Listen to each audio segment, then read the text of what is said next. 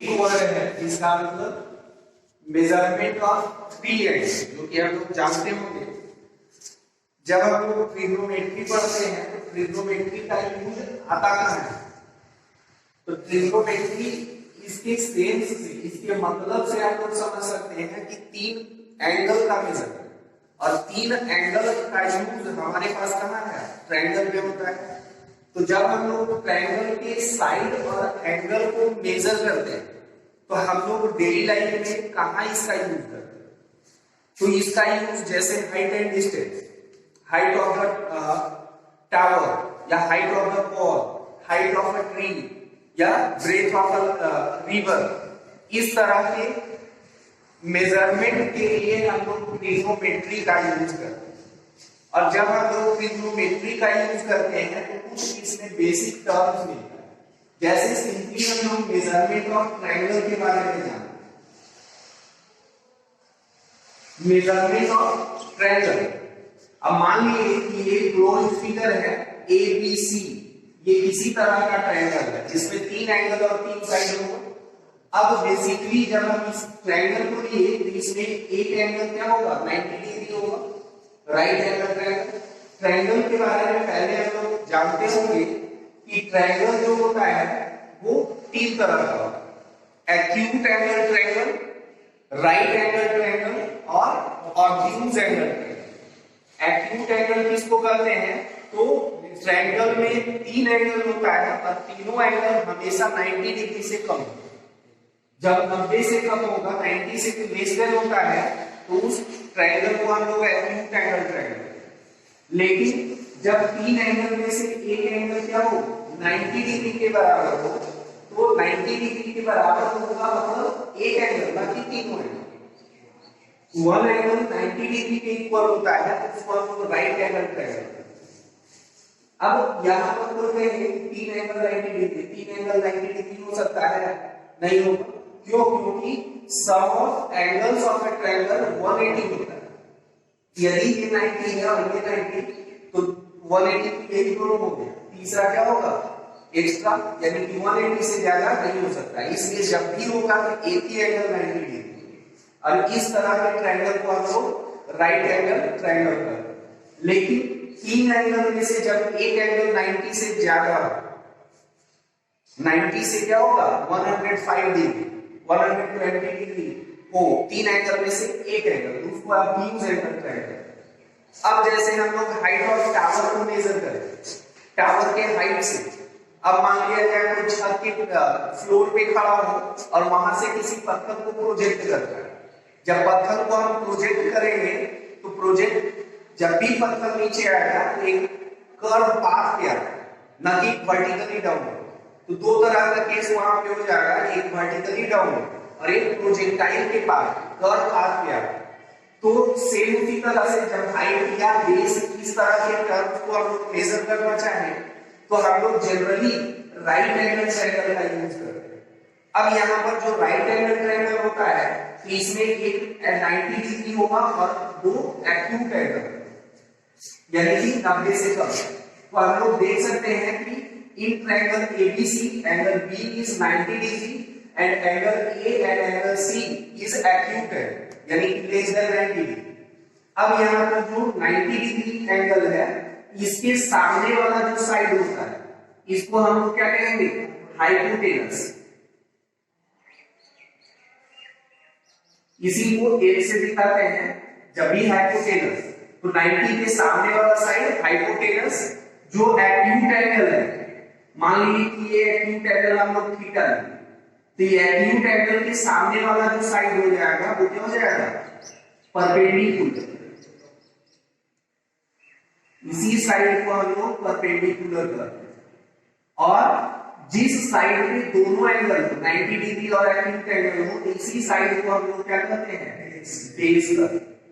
यही साइड, तो तीन तरह का साइड और तीन तरह का एंगल है। अब यदि इसी ट्रायंगल को ले,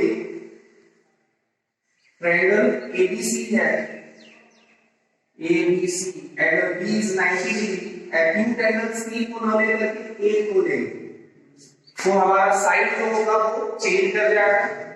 तो कैसे देखेंगे? 90 के सामने वाला साइड हाइपोटेनस, एक्यूट एंगल के सामने वाला साइड परपेंडिकुलर, और दोनों एंगल है या जो बाकी तीसरा बचा वो क्या हो जाएगा, बेस हो जाएगा। तो यही क्या है, कुछ बेसिक परपेंडिकुलर हाइपोटेनस परपेंडिकुलर क्या होगा, बेस क्या होता है राइट एंगल ट्रायंगल में। तो इस तरह से हम लोग मेजर करते हैं हाइपोटेनस। अब जब किसी तरह का राइट एंगल ट्रायंगल लिए तो हाइपोटेनस जो होगा वो क्या होगा, सबसे लॉन्गेस्ट साइड है, सबसे क्या होगा, लॉन्गेस्ट साइड ऑफ हाइपोटेनस। इसमें हम लोग पीछे की क्लास में पाइथागोरस थ्योरम भी पढ़े होंगे। पाइथागोरस थ्योरम का क्या मतलब कि h स्क्वायर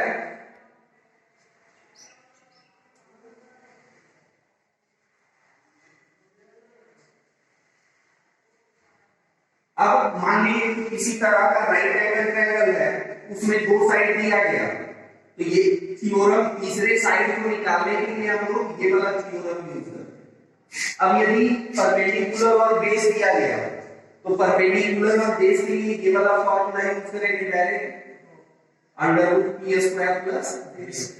यदि बेस और हाइपोटेनस दिया गया तो परपेंडिकुलर निकाल सकते हैं, तो p क्या हो जाएगा, √h square minus b square. यदि हाइपोटेनस और परपेंडिकुलर दिया हुआ हो तो हम लोग इस फॉर्मूला से bs निकाल सकते हैं, यानी कि h स्क्वायर माइनस p निकाल सकते हैं।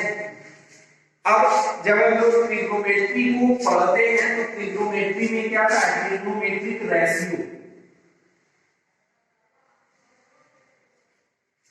Trigonometric ratio, trigonometric ratio. Trigonometric ratio क्या होता है, तो जब हम इन तीन साइड के बारे में पढ़े तो तीनों साइड में से किसी भी दो साइड का जो रेशियो होगा वो किसी न किसी एंगल की साइन को साइन के बराबर होता है। तो इस रेशियो को जब हम निकालते हैं, जैसे साइन थीटा, 6 ट्रिग्नोमेट्रिक रेशियो हम लोग को मिलता है साइन थीटा, यानी कि p/h। साइन थीटा मतलब जब भी परपेंडिकुलर और हाइपोटेनस का रेशियो होगा तो वो कितने के बराबर होगा, साइन थीटा के बराबर। cos theta b/h, tan theta p/b, cosec theta h/p, reciprocal और साइन थीटा। यहाँ आगे हम लोग फॉर्मूला पढ़ेंगे, sec theta cot theta b/e। यही जो है 6 ट्रिग्नोमेट्रिक रेशियो है। अब इस रेशियो के अनुसार किसी तरह के राइट एंगल ट्रायंगल में यदि दो साइड दिया हुआ हो और एंगल को भी तीसरे साइड को निकालना हो, या एक ट्रिग्नोमेट्रिक रेशियो दिया गया हो, तो बाकी सारे ट्रिग्नोमेट्रिक रेशियो को हम लोग निकाल सकते हैं। जैसे मान लेते हैं फॉर एग्जांपल कि sin theta is equal to क्या है, 1/2। अब जब sin थीटा 1/2 है, sin थीटा का फॉर्मूला क्या होता है, p/h। तो 1/2 इज इक्वल टू p/h, तो p बराबर 1 and h is equal to कितना, 2 होगा। अब p और h मालूम है तो तीसरा साइड कौन बचा, b। तो b के लिए फॉर्मूला पढ़ेगा √h स्क्वायर माइनस p। दोनों का वैल्यू √2 का स्क्वायर माइनस 1 का स्क्वायर, कितना 3 हो जाएगा। अब यहाँ पर p भी मालूम है, h भी मालूम है और b भी मालूम है। तो एक ट्रिग्नोमेट्रिक रेशियो दिया हुआ हो तो इस तरह से p/h निकालेंगे, और जब p/h निकालते हैं तो बाकी ट्रिग्नोमेट्रिक रेशियो निकाल सकते हैं। अब यहाँ पर यदि cos थीटा निकालना हो, cos थीटा क्या होता है, p/h, यानी कि p कितना है, √3/h, कितना 2। tan थीटा क्या हो जाएगा, p/b, यानी कि कितना 1/√3। p 1 है, b कितना है, 1√3 है। इसी तरह से बाकी सारे ट्रिग्नोमेट्रिक रेशियो को हम लोग निकाल सकते हैं। रिलेशन। जैसे cosec थीटा या cosec theta is equal to जब 1 by sine theta. cosec theta is equal to, इसी को हम लोग रेसिप्रोकल रिलेशन करते हैं। tan theta is equal to 1 by cot theta या sin theta by cos theta. यदि प्रूफ करना हो तो हम लोग प्रूफ भी कर सकते हैं। cot थीटा हो क्या लिखेंगे, cos theta by sin theta, और एक sec थीटा हो, sec theta is equal to कितना 1 बाई cos थीटा। अब इन सारे रिलेशन में से किसी एक को प्रूव करते हैं। जैसे फर्स्ट वाले LHS बराबर क्या है, cosec थीटा। जब किसी राइट एंगल ट्रायंगल को लेंगे, मान लीजिए कि राइट एंगल ट्रायंगल है जिसमें ABC, B पे 90 डिग्री का हाइपोटेनस हो जाएगा, AC BC बेस हो जाएगा, ये एक्यूट एंगल ये परपेंडिकुलर हो जाएगा। तो cosec theta is equal to कितना, फार्मूला से H by P, AC by AB। P कौन है, B है, P है, हाँ, AC बाई AB। LHS आएगा, RHS कितना है 1 बाई साइन थीटा, यानी कि 1 by sine theta is equal to क्या हो जाएगा, साइन थीटा का मतलब P बाई PH, P करना AB बाई H AC। जब इसी को उल्टा लिखेंगे तो क्या आ जाएगा, AC by AB। LHS is equal to RHS आया, LHS is equal to RHS, hence prove. Same उसी तरह से बाकी रिलेशन को भी हम लोग प्रूव कर सकते हैं। जैसे sine square theta plus cos square theta is equal to 1, और tan square theta 1 plus tan square theta is equal to sec square theta, और 1 plus cot square theta is equal to cosec square theta. जिस तरह से इस सारे को हम लोग प्रूव कर सकते हैं, इस तरह से इस रिलेशन को भी कर सकते हैं।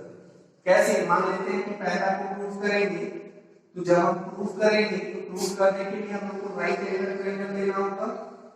मान लीजिए कि ABC कोई राइट एंगल ट्रायंगल है जिसमें P क्या है 90 डिग्री है, एंगल C एक्यूट एंगल, तो AC हाइपोटेनस हो जाएगा, AB परपेंडिकुलर और बेस होगा।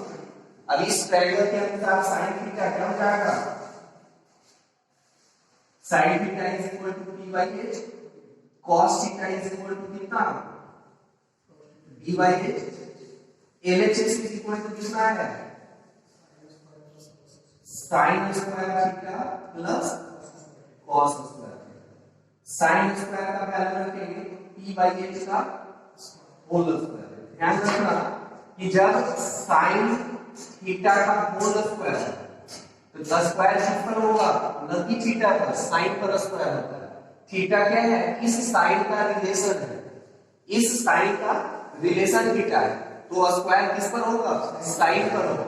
जब भी इसको लिखेंगे तो साइन स्क्वायर थीटा, जैसे यहां लिखा हुआ थीटा का स्क्वायर नहीं है, एंगल का स्क्वायर नहीं होता है, तो P square P by H का whole square plus B by H का होल स्क्वायर, यानी कि कितना P square by B H square plus B square by H square. LCM लेके जोड़ देंगे तो कितना हो जाएगा, P स्क्वायर प्लस होगा from Pythagoras theorem H square is equal to कितना, तो ऊपर के वैल्यू को हम लोग क्या रख सकते हैं, बाई H स्क्वायर कट करके क्या देगा, यही RHS है।